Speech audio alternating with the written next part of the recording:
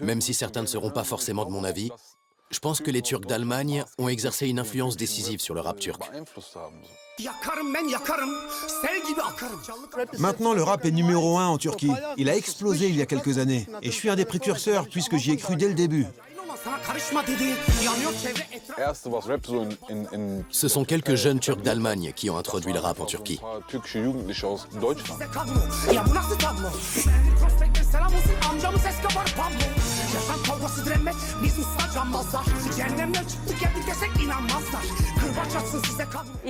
Je m'appelle Tuba.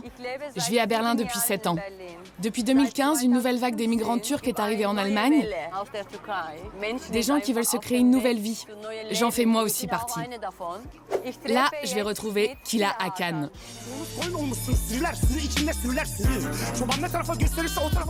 Salut Killa. Salut. Je suis ravie. C'est un honneur pour moi de te rencontrer et de passer du temps avec toi.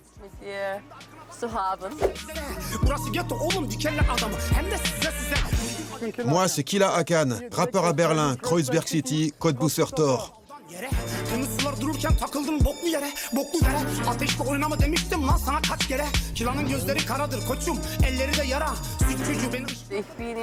Je suis née et j'ai grandi dans une petite ville industrielle proche d'Ankara.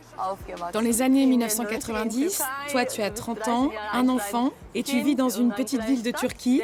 Je crois que quand tu avais 13 ans, moi j'en avais 25. J'ai découvert le rap à la télévision turque. À l'époque, on avait les chaînes musicales.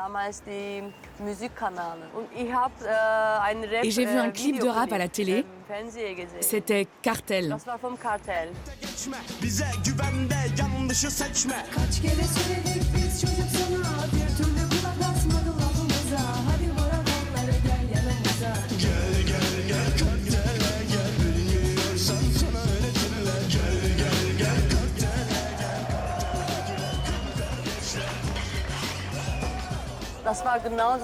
C'est à cette époque qu'il y a eu les attaques racistes de Solingen et Rostock en Allemagne.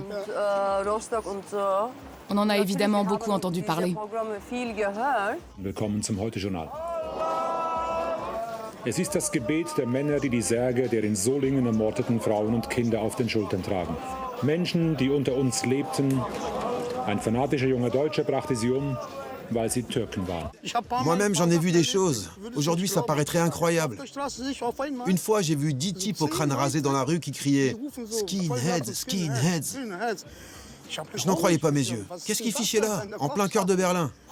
Maintenant, ils sont plus évolués. Leur tactique a changé. Tu as vu la montée de l'AfD? Ça vient de là. Oui, ça fait peur. Imagine le quartier de Kreuzberg à l'époque. Le mur était encore debout. C'était le quartier des Turcs, des étrangers en général. Le mur était là, tu vois? Juste là. Là-bas, il y avait une maison abandonnée. Elle était remplie de punks et de squatteurs. Nous, on était les gars du 36. Ceux qui n'étaient pas des nôtres n'avaient rien à faire là. On était les boys du 36.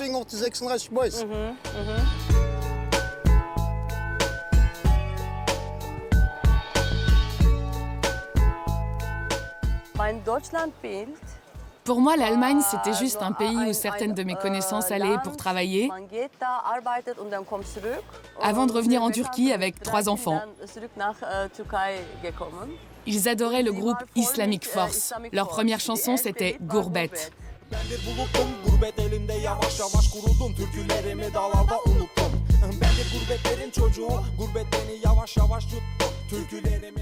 Quand j'ai entendu ma première chanson de rap, j'ai fait « Waouh, ça c'est du lourd ».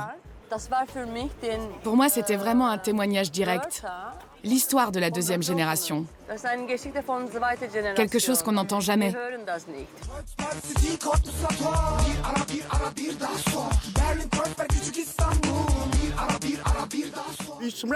Moi aussi, ma découverte du rap est un peu spéciale. Je faisais partie d'un gang, dont un des membres était Bobby, d'Islamic Force. C'est lui qui m'a fait connaître le rap. Au début, il rappait en anglais. Et puis, on a décidé de passer au turc, parce que les Turcs n'avaient pas beaucoup de chansons de rap. On s'est dit qu'il fallait faire quelque chose dans cette langue.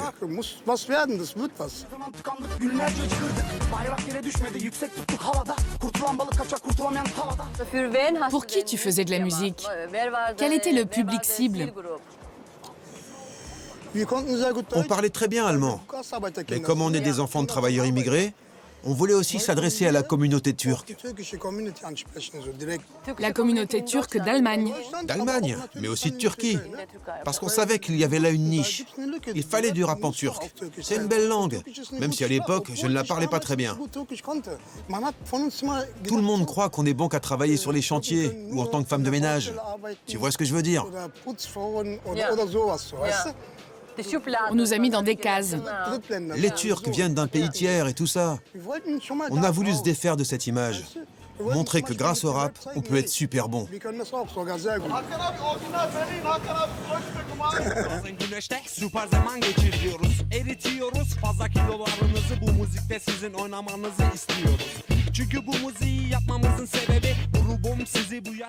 J'avais mon QG ici, à Kreuzberg, au cœur de Berlin. J'acceptais tous ceux qui avaient un lien avec le rap. Des gars comme Summer Jam et tous les autres venaient dormir chez moi. Summer Jam est un frère pour moi. Il a toujours été présent dès le début. Il est resté chez moi à la maison et aujourd'hui il est très connu en Turquie. Oui, Tamam Tamam. Ouais, cette chanson a fait un tabac.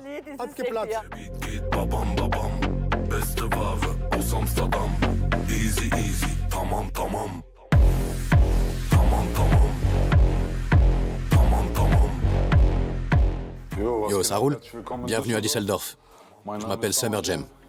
Venez entrer.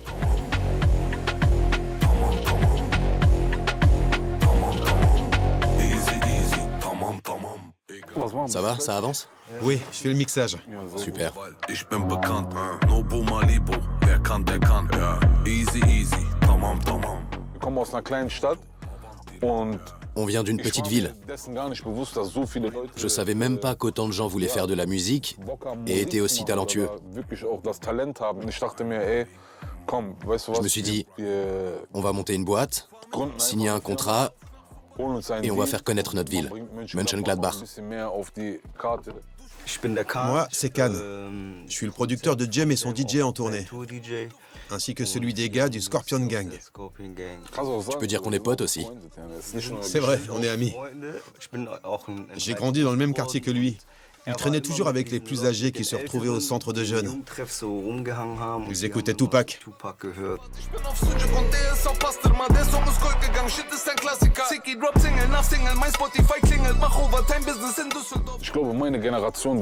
Ma génération était en plein dedans. C'était la première à vraiment bien parler allemand. Je peux dire que c'est ma langue maternelle, au même titre que le turc. À l'époque, j'ai commencé à faire de la musique avec Eko. Nos parents étaient amis. Un jour, il est allé à Berlin et il m'a dit « Hé, quoi de neuf de ton côté? Tu fais encore du rap? T'écris des textes? On a des ouvertures, viens à Berlin, on peut aller en studio et enregistrer directement quelque chose. » Alors je suis parti pour Berlin. Je crois que c'était en 2003. Ça fait 20 ans quand même. Et puis à un moment donné, j'ai rencontré Killa.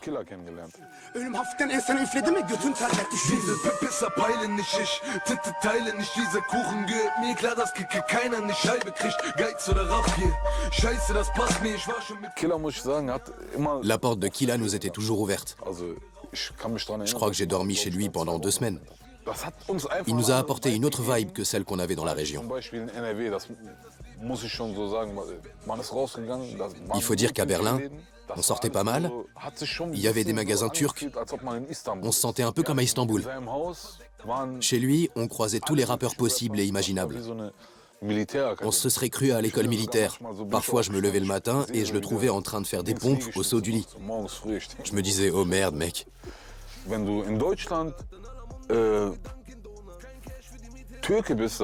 Quand t'es turc en Allemagne et que tu fais de la musique, ça paraît évident de fréquenter des gens qui ont la même culture que toi. Bring frischen Wind wie ein Ventilator. Killer in der City, jeder weiß das. Unsere Geschichte ihren Preis hat. Von 2 Zimmer mitten in der Kleinstadt. Zum Hype heute sitzen wir im Maybach. Il y a eu plusieurs vagues de rap en Turquie. La première a été l'époque de Cartel et d'Islamic Force. Et ensuite, ça a été plutôt calme pendant un bon moment. Maintenant, on a l'impression que de nombreuses villes autres qu'Istanbul ont développé une culture hip-hop. On est dans une phase où les tendances vont super vite, aussi vite qu'en Allemagne ou ailleurs. Ezel en est un super exemple. Ein super Beispiel ist dafür zum Beispiel Ezel.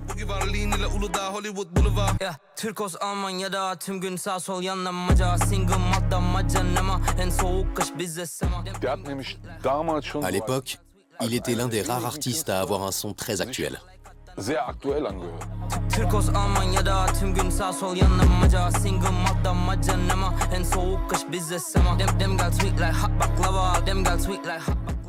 Le rap est numéro 1 en Turquie depuis quelques années maintenant. Si tu regardes sur Spotify, les artistes les plus écoutés sont des rappeurs. Ça en dit long. Je pense que les gens ont réellement découvert mon visage après Tamam Tamam. Cette chanson m'a ouvert de nouveaux horizons. Là, je me suis dit que c'était la classe. Normalement, on fait de la musique pour les Allemands, les Autrichiens, les Suisses. Tout à coup, plein de gens m'ont dit « Pourquoi tu rapperais pas exclusivement en turc ?» Notre public a envie de comprendre ce qu'on dit. Mais je reste un Turc d'Allemagne. La plupart de mes fans sont allemands, alors je peux pas faire que des chansons en turc. Ich kann doch jetzt hier nicht nur türkisch Dings machen. So als wärst du diesen Weg allein gegangen. Ich hab schnell gemerkt, dass ich bei dir nicht bleiben kann. Hab mein eigenes Licht gedimmt, nur damit du scheinen kannst. Früher war das wirklich sehr vereinzelt. Avant, ça n'arrivait pas très souvent. Je pouvais passer mes vacances tranquilles en Turquie sans qu'on me reconnaisse. Maintenant, je continue à y aller. Je suis pas traqué par les paparazzi, ce genre de choses. Mais on me reconnaît. Quand je vais au resto, par exemple, ça va vite. Le chef arrive, il me demande de faire un petit TikTok en train de manger un baklava. Les Turcs de Turquie sont contents que je sois turc et que j'ai du succès en Allemagne. Erfolgreich. Arabamda son ses polis kovalar istediğimi yaparım bizim ara sokaklar call me young meles I'm a bad man ne olursa olsun gang sonuna kadar ışıklarda gece yarısı karışık kumru düşünceler çok yalan. En Turquie, les musiciens sont toujours très mal payés. À peu près 10 fois moins que ce qu'on touche en Allemagne, il me semble.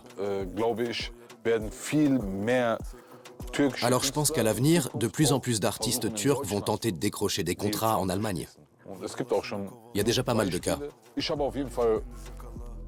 De mon côté, il y a 5 ou 6 ans, j'avais pas la Turquie en ligne de mire comme aujourd'hui.